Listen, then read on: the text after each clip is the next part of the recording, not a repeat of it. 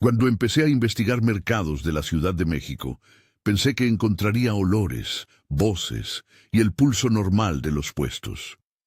No imaginé que en algunos pasillos lo cotidiano se doblara sobre sí mismo y devolviera ecos que ni la luz del día logra disipar. 5 mercados, 5 historias en las que, según vecinos, trabajadores y algunos registros, algo salió mal. Incendios que dejaron ceniza en la memoria, vendedores que no se van aunque ya no estén, murales que parecen responder con susurros y ofrendas que convocan presencias que otros juran haber visto. No digo que exista una explicación única. Digo que hay testimonios, documentos y patrones que merecen ser contados con cuidado. Visité cada lugar como quien toma notas para un reportaje. Horas en vela junto a veladores, entrevistas al amanecer con comerciantes que regresan tras la jornada nocturna, y revisión de hemerotecas y actas donde es posible confirmar incendios y otras tragedias. En esta narración alterno datos verificables y relatos orales, y siempre precisaré cuándo hablo de archivos y cuándo repito lo que me dijeron. Si estas historias te despiertan curiosidad y quieres las coordenadas exactas y más locaciones para visitar con seguridad, en los comentarios encontrarás la Guía Paranormal de México, con rutas y recomendaciones prácticas. Quédate. Te llevaré por pasillos donde la mercancía y la memoria se tocan. El mercado de Sonora en la colonia Merced Balbuena ha sido llamado por muchos el epicentro de lo esotérico en la capital. Su fama no es casual. Hay áreas donde se concentran puestos que venden hierbas, amuletos, figuras religiosas y objetos para rituales. Los veladores del pasillo, conocido como número 8, cuentan que antes de la prohibición, que en años recientes reguló la venta de animales y ciertas mercancías, allí se reunían cientos de practicantes de distintas tradiciones. Cuando cierra todo, se siente un cambio en el aire, me dijo don Cipriano, velador de noche desde hace más de 20 años. Sus manos, curtidas por la cerradura y la linterna, se movían sin prisa mientras relataba. A veces se oyen voces que llaman por nombre, y solo estamos nosotros. Según varios comerciantes, el fenómeno más repetido es el registro de cortes eléctricos repentinos, seguidos por fluctuaciones de temperatura. Se congela el aliento y luego viene como un calor pegado al cuerpo, describió doña Rosario, quien vende inciensos y flores secas. Hay también relatos de marcas físicas que aparecen en la mercancía o en los suelos, manchas de lo que algunos describen como sangre que no se explica por cortes ni por derrames. Es imprescindible subrayar, no existen informes policiales que establezcan causas sobrenaturales. Son testimonios que, sin embargo, se repiten con una frecuencia que llamó mi atención. Hablé con un académico que estudia prácticas religiosas populares, el profesor Córdoba, quien me recordó que mercados como Sonora han sido durante décadas espacios de sincretismo religioso y comercio ritual. La frontera entre lo mercantil y lo ritual es muy estrecha. Allí se negocia la vida cotidiana y también la protección, la cura y sí, la fe en lo invisible. Esa mezcla, me dijo, crea atmósferas en las que lo extraordinario se vuelve una posibilidad socialmente aceptada. Si te interesa visitar Sonora, ten en cuenta que es un mercado céntrico y activo. Llega con respeto, evita tocar objetos personales de los puestos y pregunta antes de fotografiar. Los veladores suelen tolerar preguntas honestas, pero también protegen la intimidad de ciertas prácticas. Y recuerda, muchas de las historias que escuché sobre Pasillo 8 provienen de comerciantes y veladores. No son pruebas en un sentido científico, pero sí pistas de un fenómeno colectivo. La Merced, a unos pasos de allí, es otro capítulo. Aquí, la historia documentada y la memoria popular se entrelazan de forma dolorosa. En 1988, un incendio dejó 61 muertos según registros oficiales. Otros incendios y siniestros han marcado la trayectoria de este enorme complejo comercial. Cuando caminas entre sus pasillos, sobre todo de noche, es fácil imaginar el aire cargado, como si el humo nunca se hubiera ido del todo. En ocasiones, cuando la madrugada está muy quieta, se siente un calor como si algo ardiera al otro lado de una pared, comentó doña Esperanza G., quien lleva décadas despachando abarrotes en un puesto que sobrevivió a varios siniestros. Sus palabras las corroboran notas periodísticas y las actas municipales que conservan relatos de fuegos y pérdidas humanas a lo largo del siglo XX. La Merced también conserva leyendas que circulan desde generaciones anteriores. Hablan de una mujer sin mano que vaga entre los puestos, de sombras que cruzan pasillos enteros y de lamentos que se parecen a llantos de quemado. Ante todo, debo insistir. Algunas de esas figuras son leyenda oral, otras tienen un respaldo documental, los incendios, los muertos. Lo que sí se repite en testimonios es la sensación de presencia, veladores que aseguran escuchar pasos cuando ningún cliente queda dentro, comerciantes que encuentran puestos hechos un desorden inexplicable al abrir, y a veces olores a combustión en puntos donde no hay incendios activos. Hay noches en que el humo te entra al alma, me dijo un velador veterano cuyo apellido prefirió no compartir. Su voz era un registro de cansancio y de memoria. Al investigar los archivos, encontré referencias a varios siniestros en distintas décadas. La cifra de 61 víctimas en 1988 está documentada en notas de la época. Eso no explica apariciones ni susurros, pero sí deja una huella tangible. Las cenizas de la tragedia permanecen en relatos, en estructuras reparadas y para muchos en lo que se percibe al cerrar la puerta por la noche. Si vas a la Merced, respeta las áreas de carga y descarga. Evita tomar fotografías de personas en situaciones vulnerables y no entres en bodegas cerradas sin permiso. Para quienes trabajan allí, la tragedia es parte del oficio y de la memoria colectiva. Hay un duelo que se manifiesta en historias, en plegarias y en ofrendas que algunos dejan en la sombra de los puestos. San Juan, con su fama de abasto de productos exóticos y cortes finos, tiene otro tipo de relatos, los vendedores que se niegan a irse. En los pasillos de este mercado, vendedores veteranos y clientes me hablaron de figuras que siguen trabajando, a pesar de que su partida física fue hace años. Don Aurelio sigue pidiendo su tabique de carne a la misma hora, aunque sabemos que falleció, me dijo una comerciante del fondo del mercado. La idea de que el comercio continúa más allá de la muerte aparece una y otra vez. Mesas donde alguien siente una mano invisible arreglando mercancía, cuchillos que aparecen con marcas nuevas cuando en el puesto nadie los usó, y el olor persistente de comida que nadie cocinó. Aquí la convivencia con el pasado tiene otro matiz. No es siempre terror. En algunos relatos hay ternura, una continuidad absurda y conmovedora. Doña Carmen, quien heredó el puesto de su madre, me contó que cuando cerró por el aniversario de la muerte de su padre, la caja registradora sonó sola, como si alguien hubiera dejado una propina. No lo digo para asustar, sino porque así fue, aseguró. Otro testimonio, el de un velador llamado Don Refugio, habla de una vez que, al patrullar, sintió la mano de un hombre invisible empujando suavemente su hombro hacia la salida.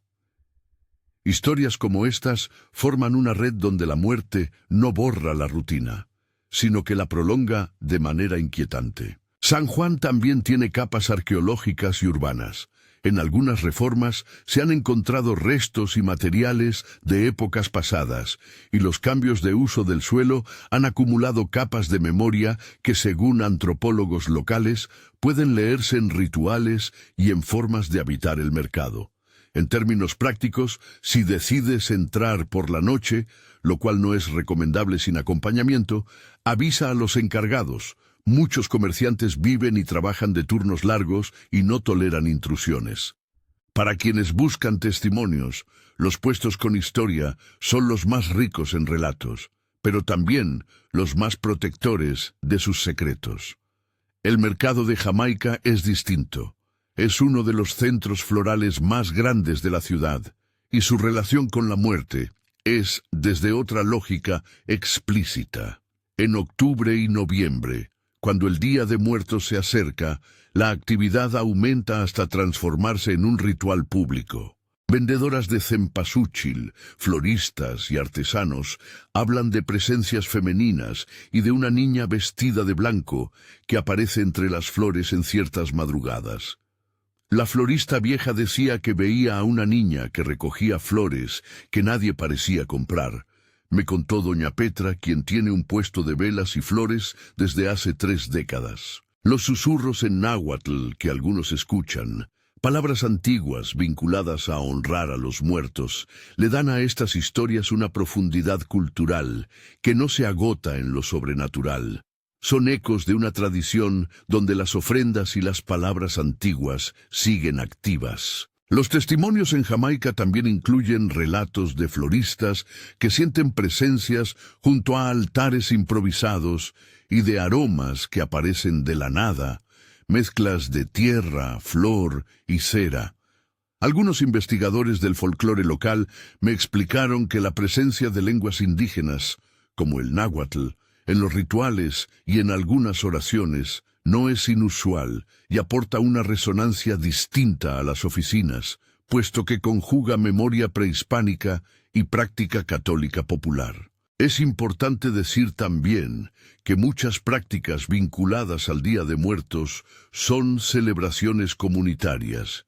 Cualquier mirada sensacionalista sería una falta de respeto. Las historias de Jamaica, en cambio, dibujan un cruce potente entre belleza y melancolía.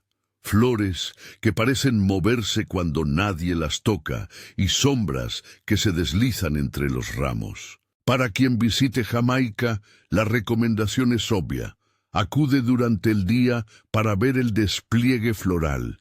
Y si sientes la necesidad de explorar la noche, hazlo con alguien que conozca el mercado y que pueda presentarte a los puestos que guardan historias.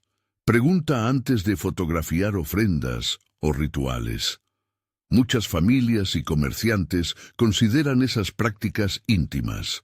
Finalmente, Abelardo Rodríguez, en la Colonia Obrera, es un mercado en cuyo entorno el arte público ha dejado huella. Murales que narran historias sociales y de barrio se mezclan con puestos y pasillos, y varios testimonios me hablaron de sensaciones extrañas frente a determinadas pinturas, ojos que parecen seguir, voces que se generan en la cercanía de la pared, un peso físico que se siente en el pecho cuando uno se sitúa frente a ciertos paneles. No sé si es sugestión, pero frente al mural de la esquina se me apretó el corazón como si alguien me agarrara la mano, relató un velador que prefirió guardar su nombre. Otros comerciantes mencionaron que a veces encuentran restos de ofrendas ante los murales, flores que nadie recuerda haber dejado, o pequeñas notas con nombres de personas que, según ellos, ya no viven. Abelardo Rodríguez tiene además una historia urbana que ayuda a contextualizar estas sensaciones. Transformaciones de barrio, recolocaciones de puestos y, en algunos periodos, conflictos que dejaron marcas en los espacios públicos. El arte urbano, en este contexto, funciona como un texto que recoge dolores y memorias, y para muchos locales, los murales no son mero colorido, sino superficies activas que dialogan con la vida y la muerte del barrio. En mis conversaciones, varios jóvenes artistas rechazaron la idea de que sus obras tuvieran una intención esotérica. Sin embargo, admitieron que los espectadores a menudo proyectan sobre la pintura sus propias experiencias, creando una sensación de que el mural responde. Como en los demás casos, aquí conviene distinguir. No hay peritajes que demuestren que las paredes emiten sonidos o que las pinturas muevan cosas. Lo que sí hay, y es un material legítimo para quien investiga lo social y lo simbólico, son testimonios consistentes que atribuyen a esos murales una agencia simbólica. Si caminas por Abelardo Rodríguez, respeta las obras y evita tocar las superficies. Pregunta a los encargados del mercado sobre horarios y actividades culturales para no interferir en exposiciones o rituales espontáneos. A lo largo de estos 5 mercados vuelven imágenes y sensaciones compartidas. El leitmotiv que escuché una y otra vez en distintas voces es siempre el mismo. Cuando el último cliente se va, esa frase se transforma en disparador porque marca la transición del día al silencio, del comercio a la soledad.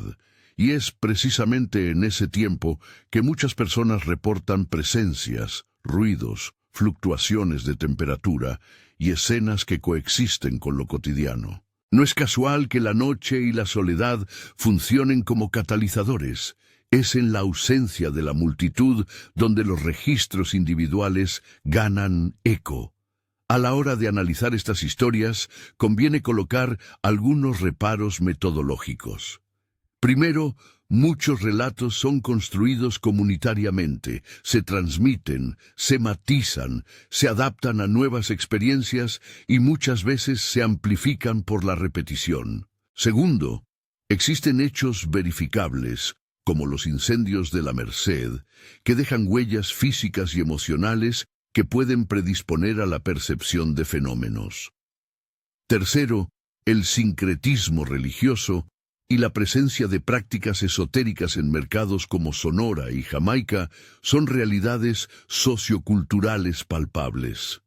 Su existencia facilita la circulación de relatos que atraviesan lo mágico y lo práctico. Todo esto no prueba ni niega nada en términos sobrenaturales, simplemente muestra que estas plazas son espacios donde la memoria y la vida cotidiana convergen con fuerza.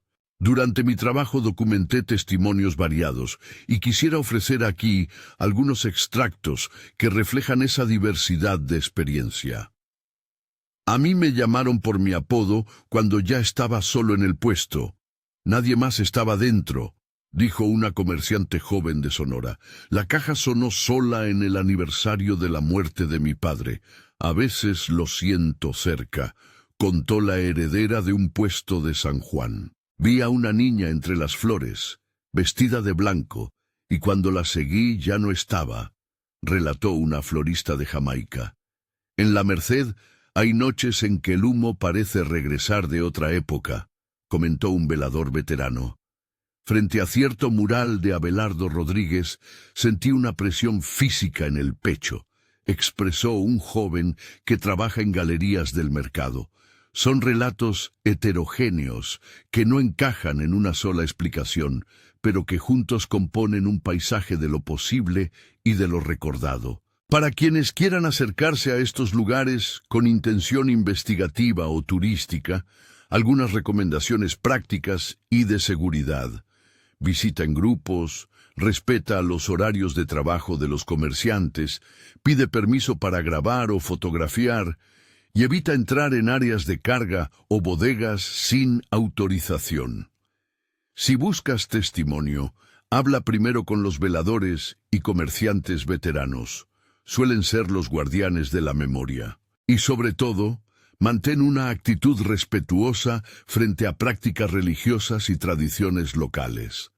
El Día de Muertos, las ofrendas y las oraciones populares son manifestaciones culturales profundamente arraigadas. He dejado en la Guía Paranormal de México una selección ampliada con lugares extra, recomendaciones de transporte y un pequeño presupuesto orientativo para quienes deseen recorrer estas rutas con seguridad. La guía también incluye algunas coordenadas y recursos para verificar horarios oficiales de mercados y contacto con asociaciones de comerciantes. Reitero, la guía es un complemento práctico, no un certificado de autenticidad de fenómenos. Al cerrar esta serie de relatos, queda la sensación de que los mercados son, más que escenarios de lo extraño, archivos vivos. Guardan capas de historia, incendios, migraciones, prácticas religiosas, transformaciones urbanas y generaciones que pasan el oficio. Cuando algo sale mal, un fuego, una pérdida, una tragedia, el mercado no borra ese evento. Lo incorpora, lo recuerda y a veces lo transforma en un relato que circula entre puestos. Lo inquietante, entonces, no es tanto la presencia de lo inexplicable como la capacidad de estos lugares para sostener la memoria como una forma de vida. No ofrezco conclusiones tajantes, ofrezco una invitación a mirar con respeto, a escuchar a los veladores, a preguntar a los comerciantes, a contrastar lo que se dice con lo que los archivos confirman. Si te interesa profundizar, descarga la guía paranormal para acceder a las 20 locaciones que hemos mapeado, con GPS aproximado, recomendaciones de seguridad y presupuesto estimado para cada recorrido. Y si estas historias te movieron, suscríbete y comparte este video con alguien que quiera acompañarte en la próxima investigación, porque al final el misterio en estos mercados no se resuelve solo, se mira, se escucha y se honra.